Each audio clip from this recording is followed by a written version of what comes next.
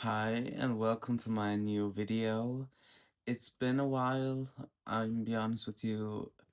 The last week of the 12 weeks program took me more than 2 weeks, honestly, because a lot of stuff happened a couple of weeks and I didn't feel like posting but I still wanted to keep going, even if I didn't do it like discipline constantly and I said that's what I'm working on and I think it's okay, but just keep going on.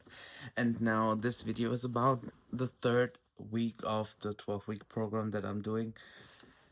Um, and it's a program that is from this book, The Artist Way. That's the same book that Doshi read, and now she's like a Grammy winner.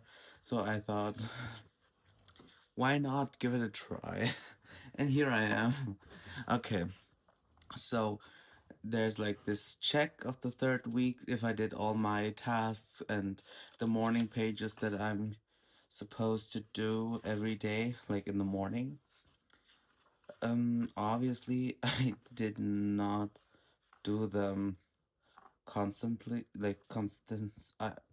My English is gone now. Okay, I did my morning pages, but like in like 2 weeks. So if I didn't skip like a day, I would just do the day a day later, because sometimes it was hard for me, so I didn't do them. But at the end of the day, I still did 7 days, but like in 2 weeks or more than that. So and I'm already in like at the end of the fourth week, and yeah, so I have to post another video like in 2 days. Oh, here's it, the third week. And Julia Cameron talks about anger a lot, and that's something I'm dealing with right now. And she talks about that after being angry, actions must be taken. You need to take action after being angry. So, and she talks about that anger is like an energy source that you shouldn't like let the anger control you and make you weird stuff and like blow up the whole house or something or somebody's car. I bust the windows of your car. No, I didn't do it, sadly. And she said, anger shows us the right way. But I don't know what she means by that, Ashley.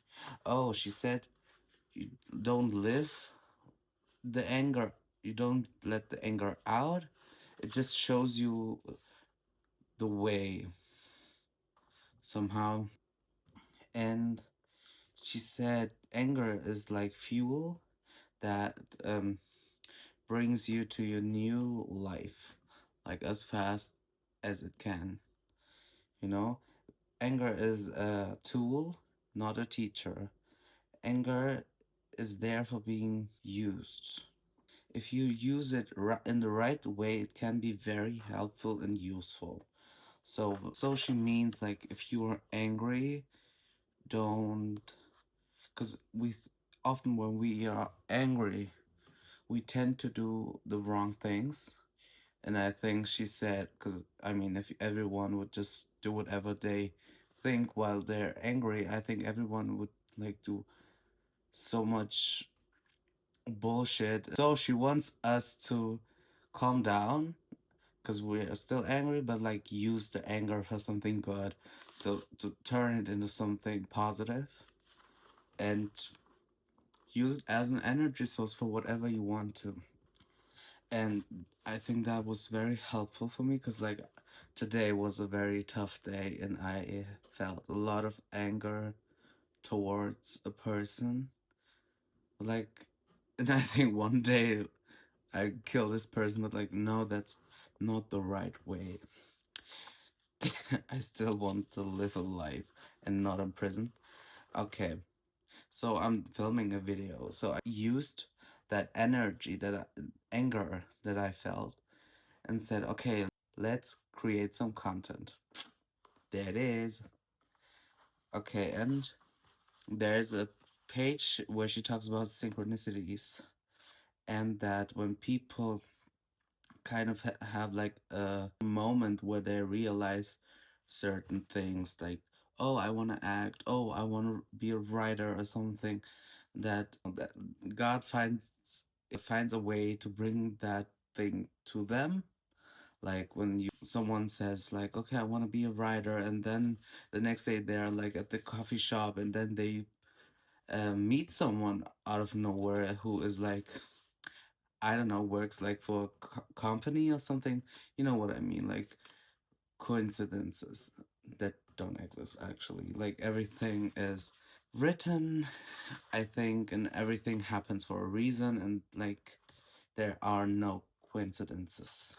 She also talks about shame a lot, that shame keeps us in a low state, and it keeps us away from doing what we actually want to do, like content creating or singing, writing. If you feel shame, and she talks about a lot of interesting stuff, and that a lot of stuff that we think when we feel shame are like an illusion, because we also always think, oh my god, this person will think like this person will think like that when we do this, and actually nobody cares. Like no one thinks about you. They have their own problems, they have their own life, and like that's the least thing they will think about. So even with this video, I'm like, I thought, oh my god, if someone sees this that I know, and but at the end of the day, I don't care. Like if you see this, I love that for you. Like actually, I love that for you. And I'm filming these videos for my fans when I'm like a little bit more known, which I will be manifesting it, stuff like that. That's so funny. And also like with critic, but like that's also similar to shame, that you are like scared of someone criticizing your art or work. That's also, she talks about that, and that you have to find this confidence and this self trust in your abilities, and that knowing to analyze the critique you get, and what is actually critique and what is just like negative comments on your work, because sometimes people say it's critique, but like they just hating on your art or your work, and you have to kind of like keep an eye on that. But like if you feel, okay, this will actually help me and this advice is like very useful, then take the advice, like actually. But like she also talks about that, um being scared of critique can also stop you from doing what you love, so work on it. It's easier said than done. And then she had like the tasks of the third week were like, describe your room like when you were a child. My old room, I described it like it was very weird. I actually have to pull out my journal where I wrote everything down of the third week. There's like a lot of stuff I wrote, like from the past weeks, But I'm so happy that I didn't stop doing this, because actually there was like this contract in this book, at the beginning of this book, that you have to sign. There was like this contract where I signed my name on it, that I will not stop this and I will keep doing this till the end, that I don't break up this program. Oh my god, it was like in April. Okay, it's been 2 months and I'm only in the third week. Okay, don't judge me for this. I hope it will get better. If it doesn't, I think I will would be very disappointed, but I have this feeling that I won't stop this time. Because sometimes I would start things and then don't end them. And yeah, that's like something I don't like about myself. So, third week is here. Task one. Okay, what was the task? I only wrote down the answers here. Describe 5 characteristics of yourself when you were young. I said that I had so much fantasy. I was also always in my head, like, oh my god. I was very optimistic, also very creative, very friendly, and very funny. Those are like things that I liked about my child self, younger self. Exactly. And the third task was name 5 things that you were proud of as a child, like good grade or something. The next task 4, was name 3 habits that keep you away from your goals, that are like self-sabotaging. Perfectionism, like being that it has to be perfect, or there's like no point in doing it. If I see this won't end like perfect, I don't start it. I think that's like so negative and so self-sabotaging. I mean, it's like a process. It doesn't have to be perfect, but like I know it. But like sometimes when I'm like on autopilot, that's the way I think, and I think I have to work on it. I'm too much on my phone, too much on social media, and I think I lose so much time from that because like, and I'll just scroll on TikTok. I think that's very toxic. Actually, that's so bad. The other one was like either everything's right or I'm not doing it. That's like also with the perfectionism. That is also very self-sabotaging. Those are the things I wrote down. I did my morning pages, but like I told you, in like always like 2 days later with a days gap or 3 days. Okay, the next task I did. Name 5 friends that gave you like the feeling that you are very good and you're very capable of doing good things. Yeah. So I wrote down. I don't have like many friends. I wrote down God because like God is my number one friend. Like he gives me the feeling of being like that I deserve everything good in this world, and that I eventually will get it, and that gives me like hope every time I pray. Like I really talk to him, and after a prayer, I feel so much better.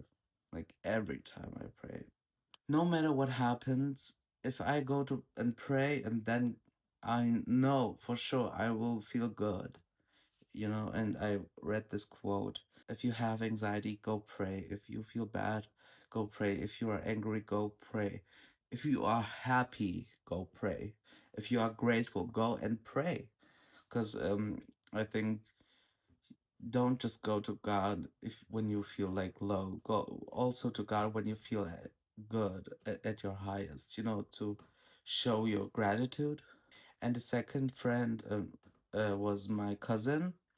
Like she's my bestie, she's my soulmate, and we are like this. She also always pushes me up, and she gives me a lot of strength. And yeah, I love her so much. She's like a sister to me, and I think without her, I wouldn't be the person I am today. Because I learned a lot of things from her, like confidence and just um she also helped me like with people pleasing, I think, because she's always like, why would I help them? They need help. They can help me if they want to, but like this, she has a bit of an attitude, but like in a cool way. And I think even though she's younger than me, She teach me a lot of things, but I think I also teach her a lot of things. That's like a give and receive, you know. And don't do every single task. Sometimes it's way too long for me, so sometimes just skip a task. So after task 5, I did task 8. Read it in English, in German, so I have to translate it at first before I tell you. So if you want to know why it takes me so long to tell you, okay, I look up to our Prophet Muhammad sallallahu alaihi wasallam, because his character was so, I cannot describe it, but like it's everything I look up to. And if you're Muslim, I don't have to tell you why. My older sister, I look up to her because she's very resilient, very strong. After everything she went through, she's still such a lovely and very pure person.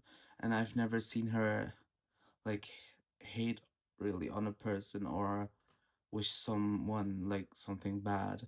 Like she has a very pure heart. And my cousin is the third person. I all told you about her. And I have two other cousins. Like number 4 on my list is another cousin. She's very smart. She's very creative, and she loves to paint. And her paintings are like crazy. Yeah, I look up to her because she's also very resilient. And the fifth person is also a cousin. I'm from the Middle East, so I have a lot of cousins, as you notice.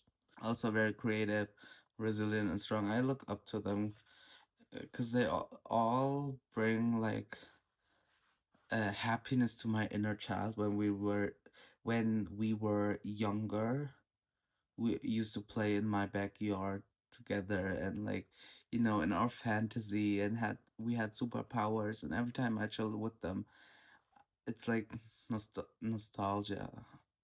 Is that the English word? I don't know. I feel like a child again with them, and yeah, I love them. No, I'm done. I'm done. Okay, that's all. That was everything I did in the third week. I did my morning pages, and I um had my artist date. I drew a painting, like it was like a birthday gift for my cousin, like my bestie, and it was like, Lilo and Stitch. I painted like Stitch and then her name on it, and he's like smiling up to her name. I didn't know that I can paint that good. When I was young, I used to paint, but like I stopped after I started singing, and I was so shocked how good it turned out. And I'm so proud of myself. I did that, but it took me like 8 hours, I think, that painting. Did you see any synchronicities? I've seen a lot, like everywhere I go, on like cars, in like the mall or the market when I buy things, and the price is like 999, 111, and there was like a hallway where everything was like 111, like 111, and I'm like, oh shit, okay, I think the universe wants to tell me something, and a lot of stuff happened in that week, so that's why it took me so long. A lot of something that triggered me, really triggered me, and it took me like a couple days to recover from that. But like I'm still here and fucking glowing. So if you want me to stop shining, you have to kill me. That's it. And I love you guys. I hope you enjoyed it, and I hope my fans in the future will love this. And I really want to make them feel like, okay, he's also one of us. And I want to let them know that I know how hard it can be, how hard life can be, and that if you have like a dream, that you should never stop dreaming, but you need to take actions. Like I still am not an artist, like fully. I wrote a song that I really love and that's very emotional, and I don't know how to produce it like right now, but like I have a lot of stuff that can like help me to produce it, like a microphone, headset, and a MacBook, and a cloud lifter, and there was like one red box I have interface. I have that, but like I have no idea how to use that. And but I'll figure it out. I will. Or think about writing like to a studio and asking for like sessions. I don't know how this shit works, but I will figure it out. And one day when I'm like known, you will know my name, and my artist name will be Mikey, I think, because that's how people called me when I was younger, and still they still call me Mikey. They say Mickey, but I don't like Mickey. I like Mikey like so much. I think that's just, I really want my artist name to feel like my name, you know? Not like Ice Spice or something like that. Even though it's a cool name for her, but like not, I cannot, I would not be able to use a other name for me. If you get it, you get it, you know?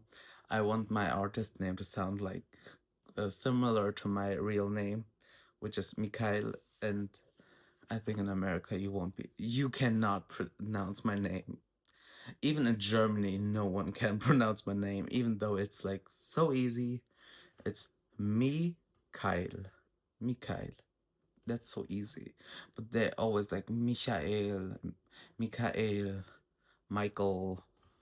My sister calls me Michael, and I'm like, okay, I love you guys so much, and I will see you in the next video, and bye.